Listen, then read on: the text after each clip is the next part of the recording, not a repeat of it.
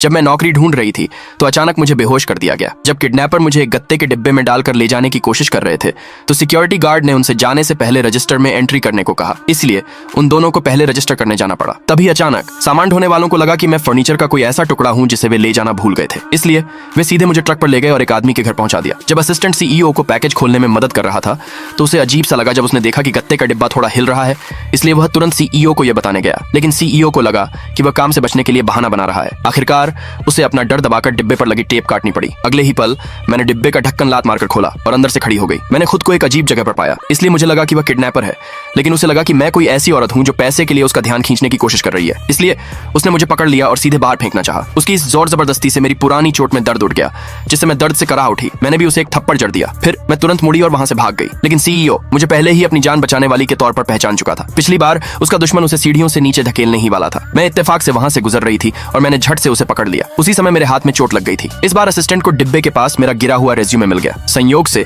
जिस कंपनी में मैं इंटरव्यू देने गई थी वह उसी सीईओ की थी, इसलिए उसने असिस्टेंट से एचआर डिपार्टमेंट को यह बताने को कहा कि वे मुझे नौकरी पर रख लें। पहले दिन जब मैं ड्यूटी पर रिपोर्ट करने कंपनी पहुंची तो मुझे पहुंचने में थोड़ी देर हो गई थी। अपने पास एक खाली लिफ्ट देखकर मैं बिना कुछ सोचे समझे उसमें घुस गई, लेकिन मुझे नहीं पता था कि वह सीईओ की खास लिफ्ट थी। बाकी सभी लोग मेरा मजाक उड़ाने के लिए इंतजार कर रहे थे। मेरी सुपरवाइजर को भी लगा कि मैं सीईओ के असिस्टेंट के साथ जान पहचान का फायदा उठाकर चोर दरवाजे से कंपनी में घुसी हूँ, इसलिए उसने मुझ पर ताना कसा। उसने सीईओ को मेरे गलत लिफ्ट में जाने के बारे में बताया, इस उम्मीद में कि सीईओ मुझे नौकरी से निकाल देगा। मैं डरते डरते सीईओ के फैसले का इंतजार कर रही थी। सीईओ ने कहा कि भविष्य में मैं कभी भी उसकी लिफ्ट इस्तेमाल कर सकती हूँ। दूसरे पार्ट के लिए कमेंट में यस लिखे।